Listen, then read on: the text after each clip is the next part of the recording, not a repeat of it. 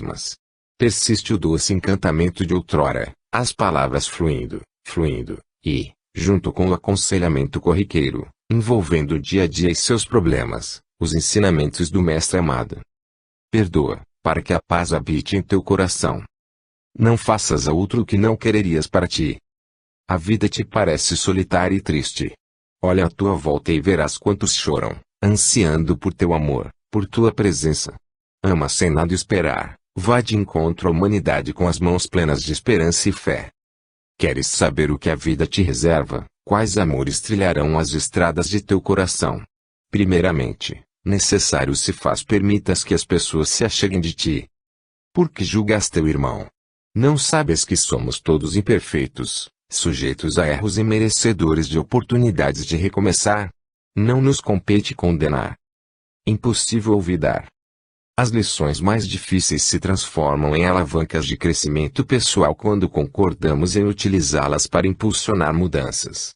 Os acontecimentos em nossa existência são resultado dos plântios atuais e pretéritos, muito embora costumemos atribuir aos outros a culpa de nossos sofrimentos, demonstrando nossa imaturidade espiritual e persistindo em nosso alinhamento da verdade.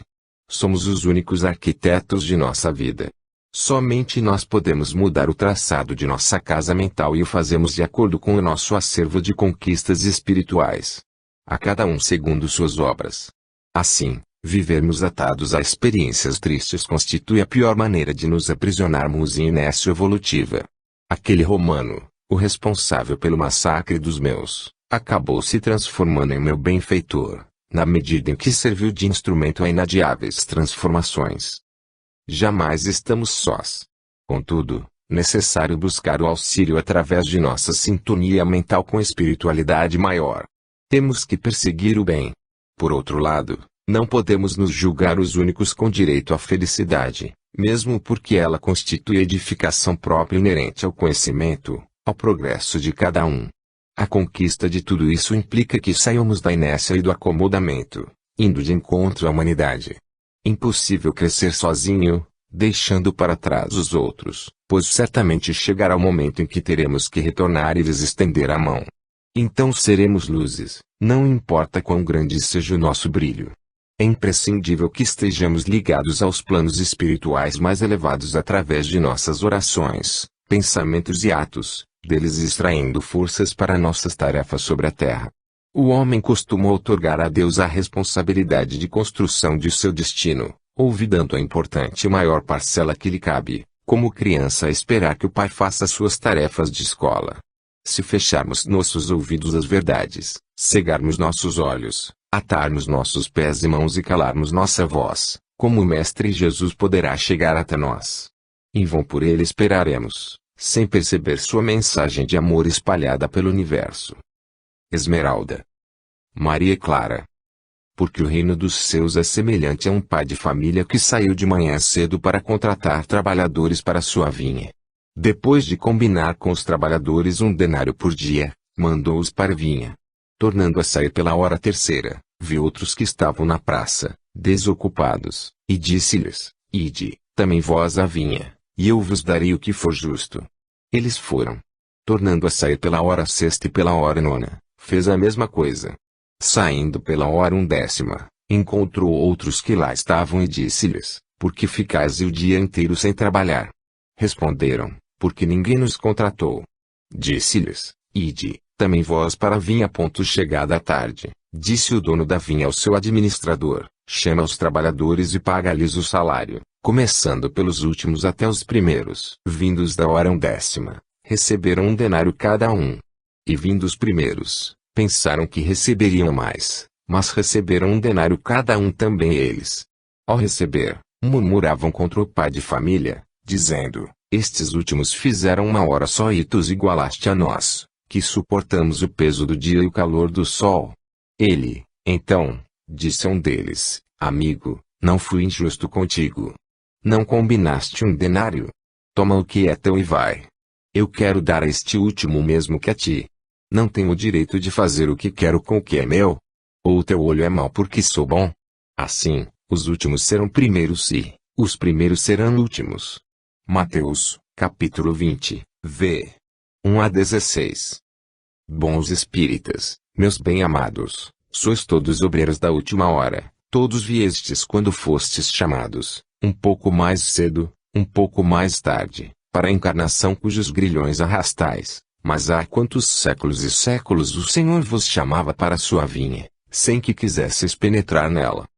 Ditosos os que hajam dito a seus irmãos, trabalhemos juntos e unamos nossos esforços, a fim de que o Senhor, ao chegar, encontre acabada a obra, porquanto o Senhor lhes dirá, vinde a mim, vós que sois bons servidores, vós que soubestes impor silêncio aos vossos ciúmes e às vossas discórdias, a fim de que daí não viesse dano para a obra. O Evangelho segundo o Espiritismo, capítulo 20. Anoitecia na grande cidade. Os altos edifícios e a poluição, sempre crescente àquela hora em que todos abandonavam seus postos de trabalho diurno e retornavam às suas casas, haviam ocultado as belezas do crepúsculo e o sol se pusera sem que os habitantes da metrópole pudessem se maravilhar com suas gradações em ouro, vermelho e laranja. Uma garoa fina surgira e o frio incomodava, secundado por cortantes ventos que açoitavam os transeuntes, os quais, unidos em anônima massa, dirigiam seus metrôs ou as lotações. A Avenida Paulista fervilhava ao toque de impacientes buzinas e gritos desesperados de motoristas estressados. Dos arranha-céus desciam levas e mais levas de paulistanos. Findava mais um dia na cidade de São Paulo para os que haviam iniciado o trabalho às 9 horas da manhã. Célio olhou com imenso desagrado o céu cinzento, suspirando desanimado. Bem que tivera o pressentimento de anexar à maleta executiva, antes de sair de casa, a capa de chuva. Praguejou baixinho, recriminando-se. Quando aprenderia a dar ouvidos às intuições constantes e quase sempre confirmadas? Desde criança costumava ter estranhos sonhos e lhe vinham à cabeça ideias e premonições, inutilmente evitadas. Tratamentos psicológicos e até psiquiátricos, supervisionados por pais amorosos e preocupados com seu bem-estar, mostraram-se ineficazes. Os sintomas intensificaram-se na adolescência, exigindo o uso de medicamentos. Com o passar dos anos, acomodaram-se as estranhas manifestações e ela passara a conviver mais suavemente com os fenômenos que lhe conturbavam a jovem existência, a ponto de não mais deles se queixar, guardando para si mesmo os tais distúrbios, como os qualificava. Em meio à multidão, protegendo a cabeça com a pasta de couro legítima, caríssima por sinal, esforçava-se por chegar ao estacionamento onde abrigar o carro esporte pela manhã, lamentando a ausência de vaga própria do prédio onde exercia suas funções de consultor financeiro. Em dias chuvosos, tal inexistência constituía verdadeiro transtorno, sinalizando, inclusive, ameaça de roubo ou sequestro, devido à morosidade com que o povo se movia à inevitável aglomeração. Mentalmente afastou as ideias negativas, acelerando os passos na medida do possível. Agora a garoa se transformara em chuva forte, e ele viu-se forçado a buscar refúgio sob uma marquise, condenado a esperar que o aguaceiro cessasse, temeroso intimamente pelo agravamento de uma gripe ainda mal curada e pelas calças do terno de finíssimo tecido, irremediavelmente sujas. Outros haviam a mesma ideia e ele se viu pressionado contra a parede, sentindo nas costas a aspereza do concreto aparente.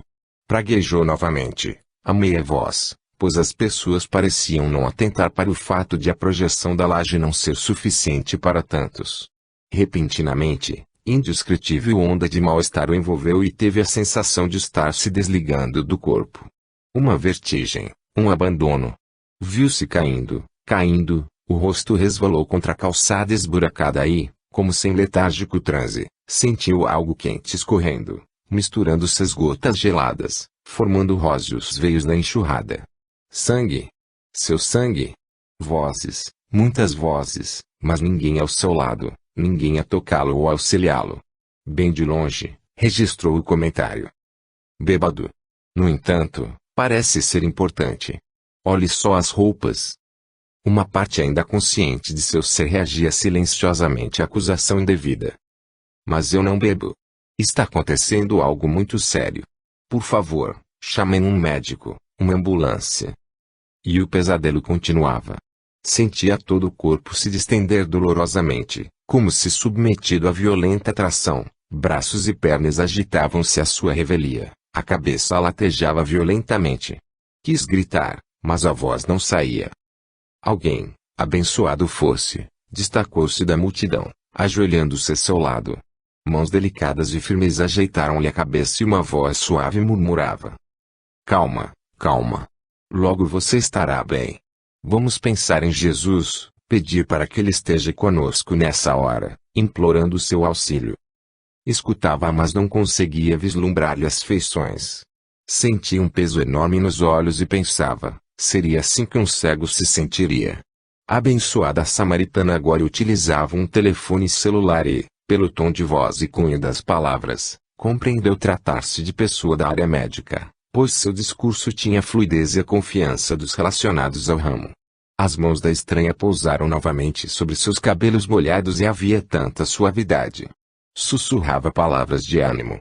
Finalmente, o veículo branco de piscantes luzes e cantantes sirene estacionou. Os enfermeiros o ajeitaram na maca e ele se viu no interior da ambulância. Havia um cheiro forte de desinfetante e constatou com imenso pesar que a moça não o acompanhara. Estava só novamente. Imenso cansaço o invadiu. Lentamente o seu corpo retornava à normalidade, quedando-se sobre o estreito estrado. Era grande a movimentação no pronto-socorro naquela quase noite de sexta-feira. Deixaram-no em extenso corredor, junto a muitas outras macas. Ouvia gemidos, choros, lamentações, todavia ele mesmo não conseguia se expressar, por mais que o tentasse.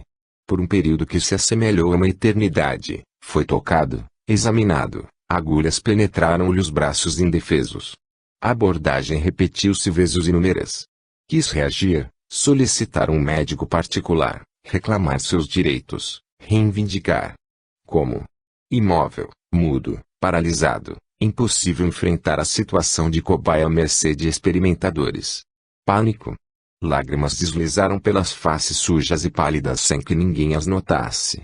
Uma enfermeira com ares de cansaço trouxe um suporte e sentiu a picada de uma agulha na veia do braço direito, seguida da ardência de um líquido ao penetrá-lo, em lento gotejar. Nenhuma palavra. Desejou a presença da jovem que o acudira. Ou seria uma senhora. Ela pelo menos falava, ainda que não lhe compartilhasse as ideias religiosas. Jesus. Um estranho. Que poderia lhe fazer que os médicos não pudessem? Fanatismo de quem não dispunha de nada melhor. O enorme corredor tornava-se cada vez menor. Mais e mais doentes chegavam, alguns em estado grave. Escutava-os, contudo não conseguia mover sequer os olhos. Exasperou-se. Não haveria quartos para esses infelizes. Teriam que ficar expostos. Subitamente, teve a consciência de que compartilhava com eles do problema aparentemente insolúvel. Embora desejasse acalmar a agitação, a ira aumentava a cada instante. Um médico, impecavelmente trajado de refulgente branco, submeteu-a a acurado exame e ele lamentou a rudeza de suas mãos e o mutismo desesperador. Ansiava por explicações. Certamente não as teria da pretensiosa criatura. Jovens também vestidos de branco cercaram-no e ouviu chamarem-no de professor. Sentiu-se um vegetal, manipulado, apertado, cutucado. Depois, verdadeiro alívio, a ordem emanada dos lábios finos do médico. Levem-no para a enfermaria e lhe consigam um quarto assim que puderem. Vasculhem seus bolsos. Já o fizeram. E não tinha nada com ele? Certamente, roubaram-no. Todavia, pelas roupas caras, trata-se de alguém de posses. Observem-lhe as mãos. Unhas feitas. E os cabelos. Tratados. Convém que lhe prestemos bom atendimento para evitarmos problemas futuros. Não se trata de um indigente. Terá familiares, amigos. Afinal, meus caros alunos, alguém tem que pagar a conta de vez em quando. E este terá condições de arcar com nossos honorários. Graças. Intimamente, o jovem doente suspirou aliviado. Finalmente, privacidade. Os minutos escoaram-se, transformaram-se em horas, e nada de quarto ou até de simples enfermaria. À sua frente, no alto da parede, enorme e feio relógio marcava o tempo e ele seguiu o lento movimento dos ponteiros com hipnótica atenção. Meia hora, 1 hora, 2, 3. Agora somente restava sua maca no corredor silencioso e deserto. Pegou-se lamentando a ausência de gemidos. Pelo menos se sentia acompanhado no infortúnio. Tê-lo-iam esquecido? Só podia ser. Imenso pavor dominou-o. Ouvira relatos de tantos casos sobre hospitais, alguns verdadeiramente macabros. Passos leves fizeram-se sobre o chão limpo e reluzente. Quis erguer-se, falar, pedir socorro, mas o corpo não obedecia à sua vontade. A moça vestia branco e, na cabeça delicada, ornada de louros e fartos cabelos recolhidos em longa trança, equilibrava encantadora touca enfeitada com tênue friso azul. No delgado pescoço, algo que se assemelhava a um estetoscópio, nas mãos uma ficha médica, e nos lábios rosados, milagre dos milagres, lindo sorriso. E ela falava com ele. Lembras de mim? Provavelmente não, pois estavas em meio a séria crise. Desculpa não ter vindo antes, mas havia compromissos mais urgentes. Sinto-me em falta contigo. Já ouviste falar que somos responsáveis por aqueles que auxiliamos. Vejamos como estás. Seria a moça que o acudira? Como se lesse seus pensamentos, a linda enfermeira meneou negativamente a loura cabeça. Não, não era ela a moça do celular. Que diferença no toque. Mãos gentis afastaram a camisa de seda, revelando-lhe o tórax bronzeado. Sempre sorrindo, ela friccionou a base do singular estetoscópio contra o jaleco impecável, comentando. Está frio demais para este aparelho gelado. Vejo que esqueceram de te cobrir. Sou Ana Lúcia. Alguns insistem em me chamar de doutora. Minha especialidade é cuidar de pessoas com certos probleminhas, como os teus. Vamos lá. Como que obedecendo ao invisível comando, enfermeiros finalmente chegavam, conduzindo sua maca para um quarto simples, todavia limpíssimo, pintado de azul bem clarinho. Percebeu no corpo desnudo a maciez do camisolão do hospital e o contato com os lençóis alvos e bem passados. Uma solícita atendente cobriu-o e se sentiu protegido, aquecido, adormecendo profundamente. Deixou de notar as vezes inúmeras em que Ana Lúcia adentrou o quarto em penumbra, quedando-se saliente junto ao leito, como se zelando dele em especial. Bem cedo se iniciavam as atividades no hospital. Médicos e enfermeiros transitavam pelos corredores em direção aos centros cirúrgicos e salas de exames. Carrinhos com o desejum passavam e o cheiro de café fresco chegou-lhe às narinas. Que delícia! Sentia fome. Queria banhar-se e fazer uma farta refeição matinal, pois somente almoçara no dia anterior e, ainda assim, um sanduíche engolido às pressas entre a análise de um papel e outro e o telefone que não cessava de tocar. Constatou com horror que o corpo não obedecia ao comando de seu cérebro. Estava paralisado. Tentou gritar, tocar a campainha, chorar. Nada. A mesma enfermeira da noite anterior, agora com aparência exausta, adentrou o quarto e substituiu o frasco de soro por outro cheio, rápido e silenciosamente. Sem olhá-lo, afastou as cobertas, colocando-lhe a sonda com habilidade e logo o enfermo sentiu a pressão da bexiga diminuir à medida que o líquido quente passava para a cuba esmaltada. Outro enfermeiro banhou com esponja e água morna, trocando a roupa de cama. Conversavam entre si, contudo pareciam não lhe notar a presença. Simplesmente exasperante. A manhã escoou-se lenta e inexoravelmente solitária. Onde estaria a linda Ana Lúcia? Quando já desanimava, eis-la que surge, acompanhada de suave perfume e uma paz incrível. A moça sentou-se na única cadeira e, após os cumprimentos de praxe, disse-lhe. Selo, tu não me conheces, mas tenho seguido teus passos há anos. Não te assustes, não sou nenhuma maluca. Meu nome é realmente Ana Lúcia e fui enfermeira há muito tempo, exercendo essa profissão na Terra, considerando-a um verdadeiro ministério de amor. Isto foi há muitos anos, como podes notar por minhas roupas. Observando-a mais atentamente, o rapaz reparou na saia que chegava aos pés calçados com delicadas botinas de pelica branca. O casaquinho, que equivocadamente julgara um jaleco, acinturava-se encantadoramente, marcando suavemente o corpo jovem e bonito, apresentando o mesmo friso da touca na gola e nos bolsos. Lembrou-se de alguns filmes de ficção e perguntou-se, que estaria acontecendo? Viajara no tempo? Como se lesse mais uma vez seus pensamentos, a moça riu esclarecendo. Não fizeste tal viagem fantasiosa, meu caro. Todavia, Estás vivenciando uma experiência fascinante. Quem achas que sou? Já não sei. Inicialmente julguei que fosse uma enfermeira do hospital. Agora percebo que as roupas são de outra época. Com você posso me comunicar, falar. Decididamente, trata-se de um enigma, bela Ana Lúcia. Que terá acontecido comigo? Passaste por severo ataque, provocado pela tensão demasiada, pela má alimentação, pela ausência de exercício. Sem falar no cigarro, na ausência de sono, na mágoa recolhida, na solidão. A voz compreensiva e terna da moça rompeu as máscaras de competente onipotência, permitindo que as emoções extravasassem e com elas a fatídica pergunta. Vou morrer? Você é um daqueles anjos que surgem para anunciar a morte? Ou será que já morri? Não, não morreste e não vai acontecer isso, pelo menos por enquanto, a não ser que persistas no processo de autodestruição em que enveredaste há tempos. Então, nada poderemos fazer por ti. Desencarnarás e, o que é pior, amargarás profundos sofrimentos decorrentes de tua negligência e desamor pelo corpo físico, pois estarás cometendo, nada mais nada menos, o que designamos como suicídio involuntário. Quanto a ser um anjo, falta muito para isso. Melhor me considerar um espírito amigo, designado para te auxiliar.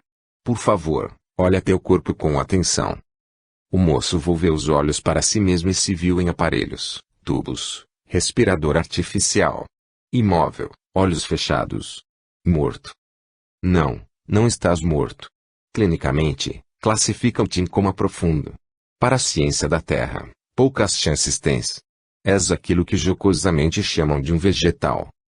Mas vejo, sinto, ouço. Embora meus olhos estejam cerrados, nada deixa de ser percebido. Assim é. Em muitos casos, mais do que imaginas, a imobilidade e letargia atingem somente o corpo físico, embora a medicina terrena e os encarnados ainda não saibam disso. Espera. Falo com você, dialogamos, como pode ser? Por que não com os outros? É terrível. A moça sorriu levemente, acrescentando. Teu corpo está em coma, não teu espírito. Este guarda perfeita lucidez.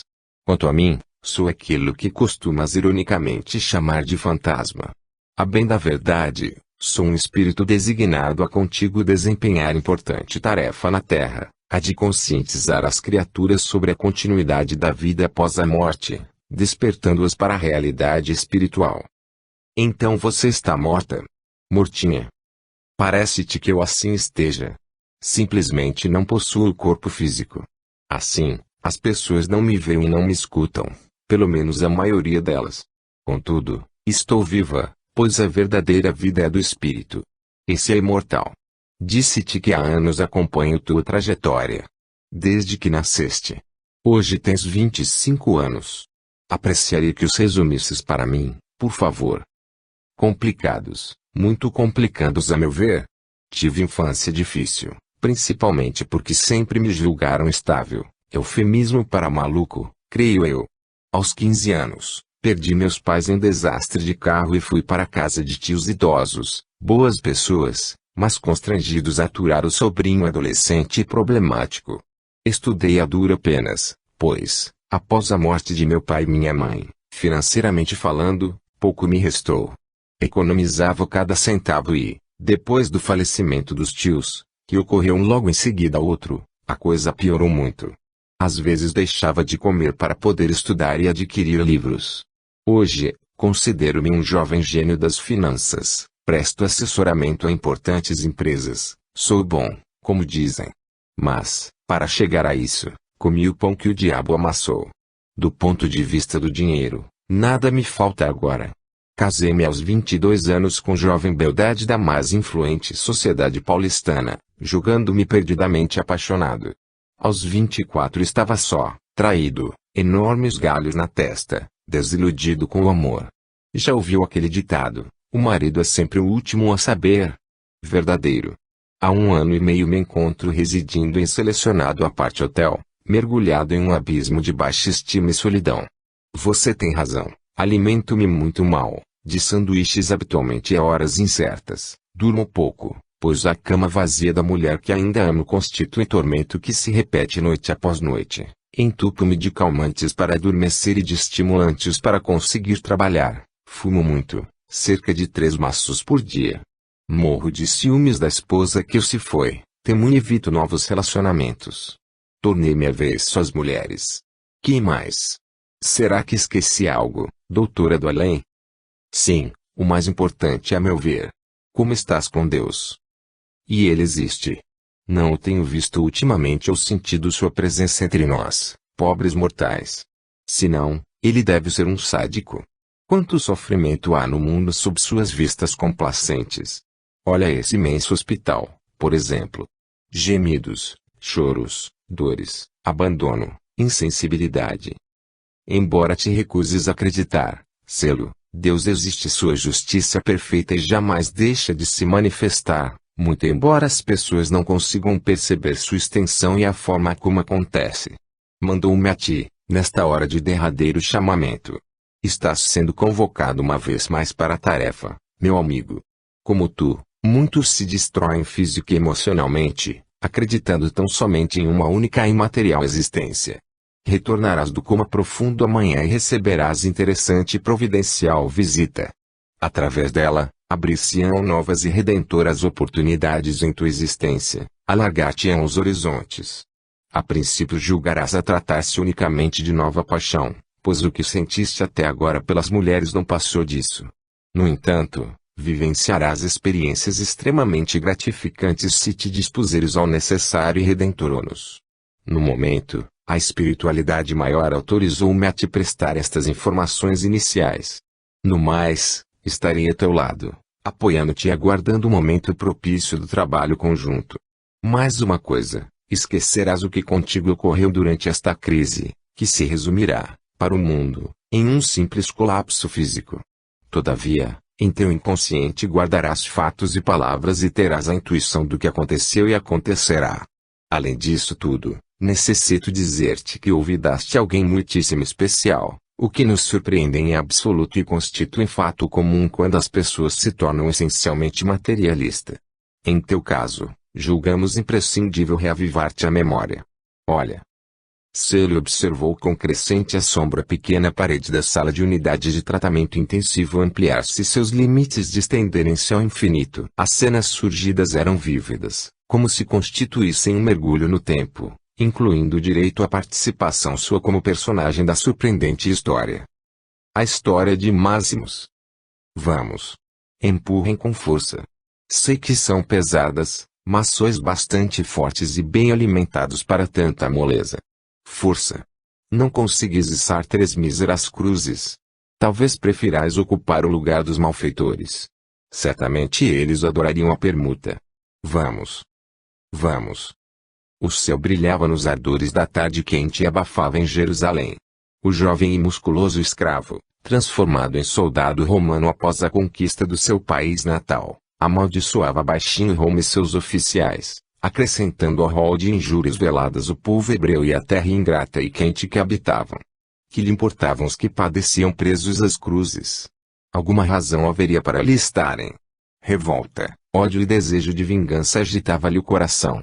Fora aprisionado durante uma das violentas e sanguinárias campanhas romanas, todas destinadas à subjugação dos povos, como se Roma fosse uma fera faminta e eternamente insatisfeita, necessitando dominar e devorar as entranhas dos que não lhe compartilhassem a raça. Por seu porte atlético e bela aparência, escapara à morte, sendo presenteado a um dos muitos generais do império, o orgulhoso Flávio Tarquinius na qualidade de escravo. Escravo. Quem eram eles para assim determinar? Nascera livre, continuaria livre, não obstante o açoite, as ordens, o uniforme detestado de soldado imposto pelo orgulhoso general, seu dono. Um dia, quando menos esperassem, cortar-lhes-ia as gargantas odiosas, atirando-os à piscina. Não haviam feito isso com suas irmãs? Com sua mãe? Então, julgavam que, por envergar o uniforme romano, esquecera o sofrimento e as injúrias. Jamais. Vingar-se-ia. Saberia esperar a hora e o momento exatos. Acompanhar a tarefa de fixar os 2 homens sem sequer os olhar. Era indiferente a seus gemidos de dor a transfixação dos enormes escravos. O terceiro, ao contrário, despertara-lhe a atenção. nenhum gemido. Um dos ladrões praguejava ferozmente, amaldiçoando a multidão e os algozes. O outro chorava e gemia, buscando com os olhos aquele a quem o povo chamava de Rabi. O profeta calava-se simplesmente, suportando com rara coragem e surpreendente resignação o castigo humilhante. Por que não lançavam uma maldição contra a soldadesca e a turba? Fosse ele em tal circunstância, daria o último suspiro maldizendo a presente e as futuras gerações dos que o crucificavam. Malditos romanos! Pegou o cravo e a marreta das mãos do serviçal a seu lado e pregou com batidas certeiras, sem piedade, movido pela raiva interior contra o opressor. O supliciado continuava calado. Teria morrido? Tanto trabalho para nada. E naquele calor infernal. Maldita terra! No instante de insana irritação, seu braço hercúleo chocou-se com a coroa de espinhos que algum irônico havia enfiado na cabeça do flagelado. Os afiados aculeus rasgaram sanguinolentos sulcos na pele bronzeada e ele repassou a ira ao sentenciado. Maldito profeta! Sequer pensou que a dor certamente teria sido bem maior no Rabi, pois já se achava ferido e o impacto tê-lo-ia atormentado muito mais. Seu punho levantou-se contra o indefeso crucificado, para o golpe de revanche da injúria supostamente perpetrada. Olharam-se. Nos olhos claros de Jesus, compreensão e infinita paz. A mão do moço estacou, abaixando-se lentamente, sobre o efeito dulcificante do olhar do mestre. Um sorriso débil iluminou as feições machucadas e cansadas do Rabi da Galileia e ele sussurrou: Perdoa. Agora os demais levantavam o braço da cruz e o jovem atormentado soldado acompanhava com os olhos a ascensão do madeiro. Que teria querido dizer o condenado com a palavra perdoa? Estaria se desculpando? Não parecia. Seu coração dizia que Jesus sabia o que se passava em sua mente, os pensamentos que lhe convulsionavam a existência, a necessidade de vingança. Adivinharia ele seus planos e maquinações? Loucura! Ninguém detinha tal poder, muito menos um pobre coitado que se deixava matar como um cordeiro. Absurdo! Estava a imaginar coisas, provavelmente devido à raiva e ao calor terrível. O raro momento de consciência perdeu-se no labirinto rotineiro de atividades. Aguardar a morte dos supliciados, certificar-se dela, abrindo-lhes o peito, sangrando-lhes o coração para que não houvesse dúvidas, livrar-se dos corpos, recolher despojos se houvesse. Para o soldado a crucificação do mestre Nazareno não passara de mais um castigo em meio a muitos. Esqueceu-se do homem de claros olhos e de sua palavra gentil e persuasiva. Perdoa. Com o coração imerso em sombras e o desejo de vingança bradando alto e no peito, o soldado aguardava o retorno a Roma, onde mais fácil seria a consolidação de seus propósitos assassinos. 3 anos se passaram e estes não foram suficientes para serenar a mágoa e o ódio. Ao final deles, o orgulhoso Tacnius recebeu ordens de tornar a sede do império, onde ocuparia importante cargo. Como não poderia deixar de ser, fez-se acompanhar do escravo silencioso e enigmático, considerando o seu mais valioso e submisso pupilo, crendo mais do que um escravo, o brilhante soldado, moldado ao seu gosto e à sua competência. Iludia-se inteiramente. Dentro daquele corpo musculoso e aparentemente apático, habitava uma alma em revolta, somente aguardando o propício momento da revanche. Após uma viagem cansativa e repleta de incidentes desagradáveis, incluindo tentativa de motim e ameaça de epidemia a bordo, finalmente aportaram, seguindo para Roma imediatamente. A cidade assemelhava-se a um paraíso. O palacete luxuoso adornara-se com fitas e flores, enfeitado para a volta do ilustre comandante dos exércitos imperiais. Recepções marcaram a ocasião e o jovem escravo, envergando o uniforme de soldado, acompanhava seu amo, embora lhe repugnassem as manifestações repletas de curiosidade sobre sua pessoa e, especialmente, a forma orgulhosa, prepotente e insensata com que seu superior a ele se referia, timbrando em apresentá-lo em sua real condição de subjugado e se enaltecendo como autor de sua transformação em uma máquina a serviço da guerra. Humilhava ferozmente a displicência de seu amo e a falsa generosidade em apresentá-lo como seu protegido. Tinha bem clara a noção de que não passava de um joguete nas mãos do fútil e inconsequente romano. Talvez, se o romano houvesse se portado com maior diplomacia e pureza de propósitos, o moço tivesse conseguido superar os traumas da conquista, aceitando o jugo, acomodando-se à situação, ainda que ingrata. Os primeiros dias decorreram rapidamente, devido à enormidade de compromissos e atribuições do regressante, não dando ao moço tempo para análises mais acurada ou elaboração de estratégias. A partir do 15º dia, a vida entrou em rotineira cadência. Foi então que se traçaram os primeiros planos concretos da vingança tão sonhada. Alojado na ala dos servos da casa luxuosa e decorada com bom gosto e liberalidade, o rapaz pôde observar os costumes de seu amo. Rígida disciplina incidia sobre os servidores. Os castigos eram comuns e não raro descambavam para a violência. As servas e escravas jovens e bonitas eram consideradas à disposição do senhor e de seus amigos. Descartavam-se sumariamente as crianças que nasciam das relações ilegais, vendidas ou entregues à porta dos enjeitados. Tudo isso, aliado à indignação e ao ódio já existentes, servia para cerrar ainda mais o anseio de desforra.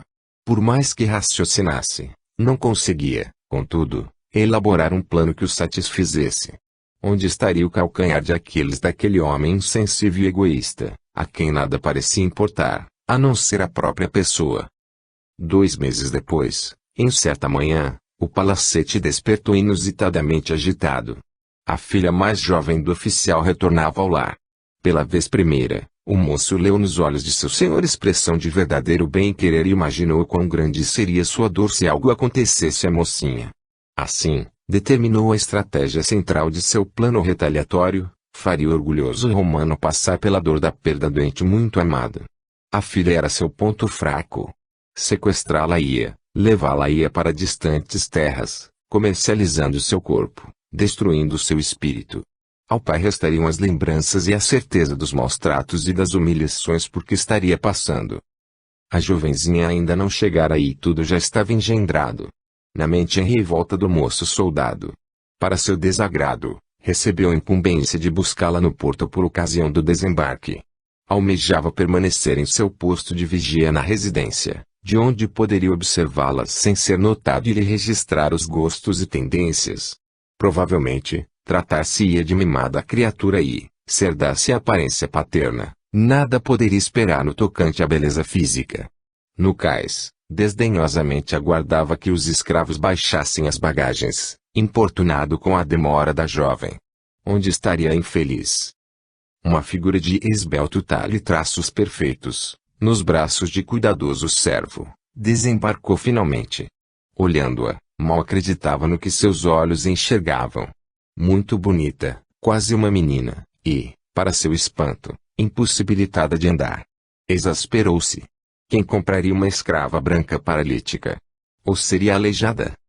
Disfarçando as emoções, achegou-se, inclinando-se respeitosamente. Os olhos claros e imensos observaram-no com a pureza das crianças, sem qualquer preconceito ou receio, e sua voz suave e ainda infantil correspondeu informal e agradavelmente ao rígido cumprimento do soldado atraente e sisudo. Senhor, bem vejo que meu pai está às voltas com suas obrigações mais uma vez. Que fazer? Estou muito feliz em voltar, pois as saudades do paizinho me afligem o coração. Quem sois? Senhora, podeis me considerar um escravo de vosso pai. Encarregou-me de tomar as providências para que estejais bem e conduzir-vos a casa. Escravo? Como, se envergais o uniforme de nossos exércitos? Além do mais, não me pareceis um escravo. Sois demasiado orgulhoso para tal. A observação pertinente e franca incomodou e sentiu o rosto arder. Ela sequer o conhecia e, no entanto, conseguia ler os reais sentimentos que agitavam sua alma. Como sabia que era orgulhoso? Controlando-se com muita dificuldade, respondeu. Trata-se de uma história longa e sem atrativos. Vosso pai julga-me merecedor de confiança. Assim sendo, por favor, não vos zangueis. Não houve, em absoluto, a intenção de vos ferir os brios. Sigamos adiante, deixando momentaneamente de lado as minhas interrogações importunas. A viagem de volta foi silenciosa. Embalada pelo sacolejar cadenciado do veículo, a mocinha adormecera, propiciando ao moço o ensejo de a olhar sem constrangimentos ou temores. Os traços suaves do rosto, as mãos delicadas, os cabelos dourados em caprichosos cachos, as pérolas ao pescoço longo e flexível. Que teria ocorrido para que estivesse imobilizada? Deduziu que seu senhor preferira não mencionar o verdadeiro estado da filha muito amada. Talvez se envergonhasse. Bem característico de seu orgulho e vaidade imensos. Um pai ansioso e feliz aguardava nas escadarias do mármore.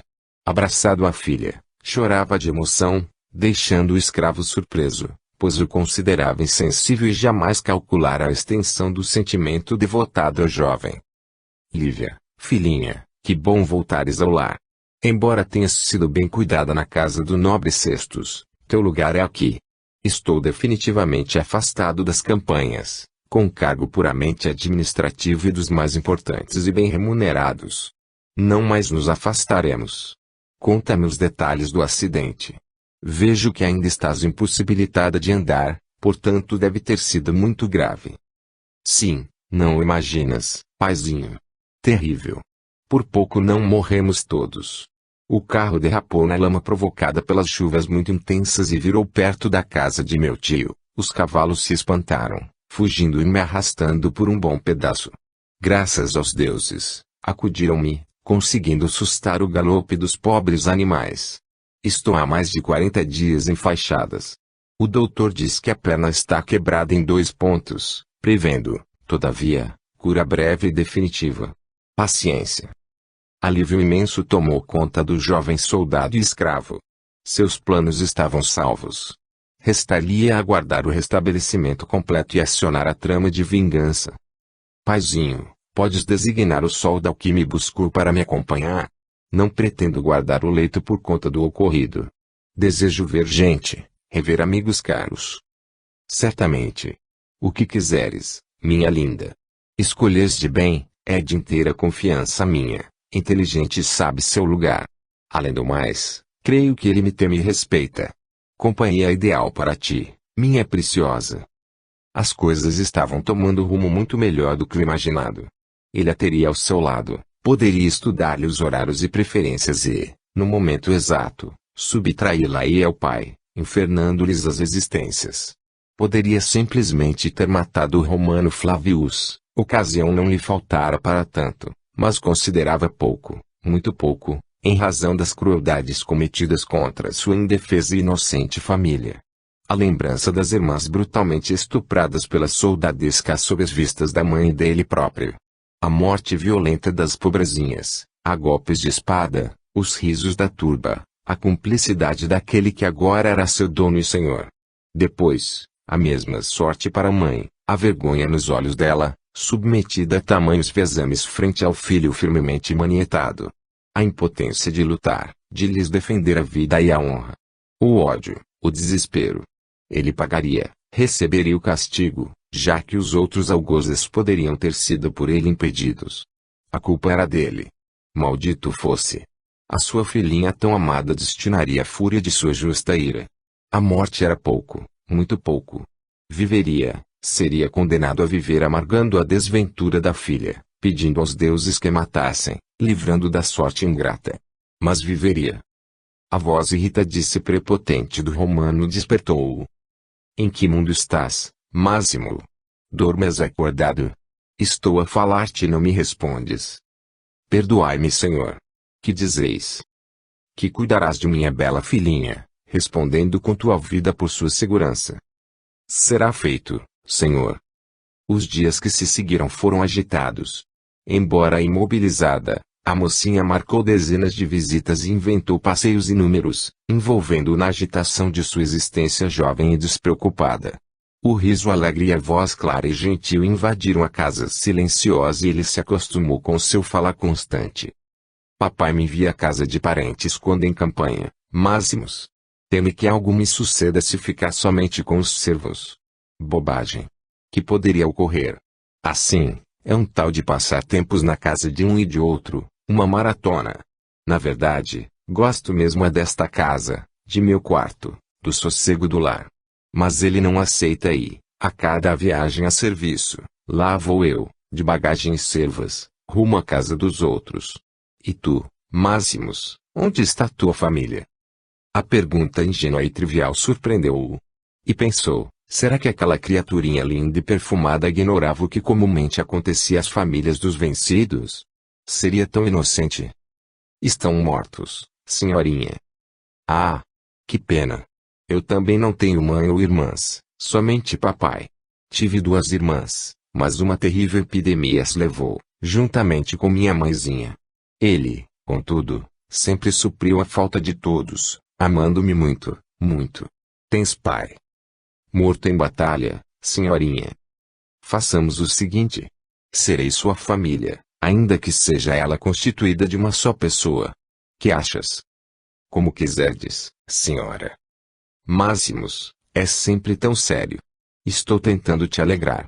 Deve ser difícil ser só. O passar dos dias e inevitável inércia irritava-o cada vez mais. Quando estaria curada? Imprescindível que andasse, pois ninguém adquiriria uma escrava, ainda que tão somente para o sexo, se inválida. No fundo, preocupava-o a convivência com a mocinha e os sentimentos de afeição que ameaçavam aflorar. Impossível não se sensibilizar com sua alegria, não sorrir de suas histórias, não se enciumar com a procissão de jovens e ricos romanos a lhe disputarem atenção. Às vezes, surpreendia-a observando com cismadores e verdes olhos, perdida em divagações. Nada de bom poderia advir disso. O contato com o corpo jovem e quente, ao carregá-la, tornava-se mais difícil a cada dia, pois lhe causava uma sensação prazerosa e terna, absolutamente incompatível com seus terríveis projetos. Naquela manhã, a natureza se esmerara. Flores desabrochavam após uma ligeira chuva noturna e brisas cálidas espalhavam perfumes primaveris. A moça havia planejado um passeio pelo campo e, ao contrário do rotineiro, dispensara a liteira e os servos, preferindo que ele a conduzisse no leve carro de 2 lugares. Com a petulância dos jovens, determinou que fossem a pequenino bosque localizado nas terras do pai, dizendo querer descansar junto à encantadora cascata e ali fazer o desjejum. Quis negar-se, mas não encontrou desculpa satisfatória, ainda mais que o pai não colocara nenhum obstáculo aos planos. Tudo transcorria satisfatoriamente até que, ao retirá-la do carro, viu-se envolta por braços delicados e demoradamente beijado por lábios trêmulos e quentes. Quis reagir, fugir ao contato, mas correspondeu apaixonadamente, enquanto a depositava em suave saliência relvada, entre florzinhas silvestres. Ouviu-a murmurando palavras de carinho, retribuindo aos afagos que suas mãos e lábios faziam. Queria parar, deixá-la ali, voltar a casa e ordenar aos servos que a buscassem, todavia ansiava por ela. Cenas das violações cometidas contra as irmãs e mãe misturavam-se em sua confusa e atormentadamente com as palavras e atos de amor daquele momento. Era a filha do assassino de sua família. Porque amava, se deveria odiá-la. Como foi difícil encará-la depois, disfarçar a dor que lhe consumia a alma, refrear a revolta. Pretextando súbito mal, esquivou-se dela nos dias seguintes. Precisava pensar, refletir, decidir-se. Culminando o processo, finalmente o doutor retirou as faixas e a perna estava curada. Poderia andar, locomover-se, libertar-se da companhia do escravo fantasiado de soldado romano. Houvesse melhor analisado seus sentimentos e emoções, o moço reconheceria o medo de que ela olvidasse, desprezando em favor dos ricos jovens que a cortejavam. Agora podia andar, não mais dele necessitava para carregar para todo lado. Preferiu continuar se enganando, acreditando odiá-la, persistindo no abominável plano de vingança. Para seu desespero, o feliz pai resolveu empreender ligeira viagem, celebrando o restabelecimento da saúde de sua menina. Embora a mocinha solicitasse a presença do belo escravo, decidiu ele prescindir de sua companhia, deixando-o encarregado da casa. Inicialmente, julgou que o afastamento seria excelente para esquecer, tirando da cabeça a fatal paixão, mas o lento e angustiante decorrer do tempo provou que ela continuava presente a cada instante, viva lembrança que nada parecia eliminar. Estava louco. 40 dias depois, retornavam. A aparência saudável da jovem e os olhos brilhantes que o buscavam sem cessar diziam que tudo estava bem e que também não os olvidara. Felicidade e revolta invadiram-no. Como poderia se sentir assim em relação à filha de seu inimigo? Então, uma voz do passado voltou a lhe sussurrar. Perdoa. O homem da cruz. Que sabia ele sobre dores e perdas? Soubesse sua história, não daria tal conselho. Precisava ser forte, muito forte, para não sucumbir à tentação de abraçá-la, beijá-la, deixar de lado a trama fatídica. Anoitecendo, mal a imensa casa mergulhara em sombras e seus moradores adormeceram. Uma figura envolta em leve traje de dormir atravessou os jardins, penetrando nos aposentos do escravo. Pelo caminho, colhera perfumados cachos de minúsculas rosas brancas, entretecendo delicada guirlanda, com ela enfeitando os cabelos longos e louros. A porta estava somente encostada e ela empurrou suavemente. Estaria dormindo amado. Sobre o leito, Máximos olhava para o teto, perdido em cismas. Não se assustou ao vê-la e muito menos fugiu ao seu abraço, entregando-se à paixão. A madrugada encontrou-os abraçados. Traço Máximos, devo ir. Antes quero contar algo que te fará feliz. Guardo em mim um filho, nosso filho, meu amor. Um filho. Com o maldito sangue dos romanos nas veias. Entrou em desespero, sentindo-se um traidor da família. Como pudera se deitar com a filha do assassino? Não. Quem te disse que quero um filho? Ouve. Livra-te dele, pois não desejo nada contigo. Não penses que esta notícia me impedirá de levar adiante a vingança.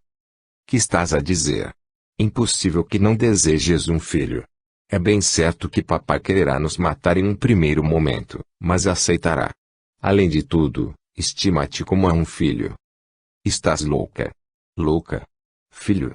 Acaso julgas que teu pai me considera como a um filho? Jamais. Sou um objeto, algo que se coloca onde se quer, que se manipula, doma. E tu, julgas que desejo algo de ti? Aceitei o que me ofereceste simplesmente. Achas que quero um filho contigo? Odeio-te com todas as forças. Completamente transtornado, o jovem escravo sacudia a moça com fúria. Olhos injetados, fitava cegamente. Depois, vendo-a recuar aterrorizada, golpeou-a na cabeça com o punho fechado. Desmaiada, ele a carregou com facilidade, apoiando-a contra seu corpo na veloz montaria. Juntos perderam-se na noite, rumando para os arredores de Roma. Resolvera colocar em prática o plano de transformá-la em escrava imediatamente. Ao amanhecer, chegou ao ponto onde caravanas de distantes terras retornavam a seus pontos de origem após lucrativos negócios. Sem negociações prolongadas, vendeu-a por irrisório valor a suspeito mercador, procurando não encarar o comprador, como se fugisse a possibilidade de arrependimentos futuros. Depois, retornou à casa de seu amo, tendo cuidado de antes passar pelo quartel, onde estabeleceu o necessário, deixando claro que ali passara a noite, em plantão. Ainda dormiam todos quando atravessou os portões, dirigindo-se aos aposentos da afastada ala. Deitou-se e esperou, simulando dormir. Breve o palacete se animava na rotina diária. Como de hábito, não tardaria o senhor a se levantar. Precisava manter a costumeira postura a fim de evitar suspeitas. Assim, vestiu-se, envergando o odioso uniforme, dirigindo-se ao salão do desejum. Para seu alívio, encontrou-o deserto ainda. Alguns minutos depois, surgia o amo. Sentou-se para a refeição matinal, quase sem o notar, a não ser por ligeira inclinação de cabeça. O moço quedou-se junto à porta de entrada como de costume. Entendia que não precisava se preocupar com a ausência da jovenzinha, pois jamais abandonava o leito tão cedo. Provavelmente a ama perceberia primeiramente sua falta, muito mais tarde, alertando os demais. Restava-lhe aguardar. O dia quente e abafado de verão na cidade de Roma jamais lhe parecera tão monótono e difícil de passar. Por volta do meio-dia, apressado e apavorado escravo, cavalgando espumante animal da estrebaria de seu amo, adentrou os portões do quartel, e rompendo na saleta onde o oficial e seu assistente despachavam. Senhor, uma desgraça. Ora, acalma-te. Que desgraça? Quem morreu? Senhor, a senhorinha Lívia desapareceu. Deixou o leito intacto e sumiu, provavelmente à noite. Vasculhamos os armários e não demos por falta de trajes, o que nos leva a concluir que não planejou tal sumiço. Estás louco? Como alguém pode desaparecer de dentro do palácio, sem mais nem menos? Com certeza está a passear. Procurem-na melhor. Senhor, Já buscamos e rebuscamos. Nada achamos, a não ser murcha coroa de flores, rosas silvestres para ser mais preciso, perto do portão dos fundos, meu amo. Nem sabíamos que ali havia uma passagem para o exterior. A ama nos revelou em meio ao desespero. Tudo sugere que tenha sido sequestrada. Quem quer que seja o malfeitor, a esta hora deve estar longe. Vamos, quero ver bem de perto o que está acontecendo. Máximos, acompanhe-me. Apesar das buscas e diligências, muito pouco se pôde concluir a partir das hipóteses levantadas. Um desatinado pai passava do desespero à cólera, acabando por desabar desacordado sobre um dos inúmeros triclínios ao constatar que algo muito sério sucedera à filhinha muito amada. Mobilizou-se o contingente de soldados e oficiais de Roma na busca. Após 3 semanas, o próprio pai concluiu a inutilidade da tarefa. Quem a sequestrara provavelmente estaria bem longe. Restava a esperança de que o meliante intentasse lhe extorquir dinheiro, sabendo muito rico e extremamente ligado à filhinha. Mas os dias decorriam e o silêncio continuava, para desespero do genitor e dos muitos que a amavam. Dentre os que persistiam nas buscas, salientava-se o jovem e belo escravo, também soldado de Roma. Sua fisionomia fechada e abatida reforçava a ideia de que muito penava pelo desaparecimento da jovem senhora, comprovando o afeto que unia a família do poderoso senhor. Como se enganavam. Aos 70 dias do infeliz acontecimento, finalmente chegou à casa do rico romano o pergaminho cuidadosamente atado a uma pedra, lançado contra a linda varanda de mármore. Em breves linhas, comunicava ao angustiado pai o destino da filha, vendida em mercado de escravas, para prazer de riquíssimo e devasso sultão. A missiva sugeria que, após os primeiros tempos de novidade, esse provavelmente a repassaria a um dos muitos prostíbulos da região. Imaginem a dor daquele pai. Seus gritos e urros repercutiam pelo palacete em polvorosa, aterrorizando servos e amigos, sustando qualquer intenção de consolo. Temeram por sua integridade física, supondo-o à beira de um ataque. A esperança de localizar o autor da façanha fez com que o homem se acalmasse, retornando às investigações, sempre com a ajuda do servo e soldado. De onde teria vindo a carta? Como anteriormente, nada se descobriu. As mensagens se repetiram a espaços médios de 40 dias e todas relatavam detalhes da difícil situação da moça.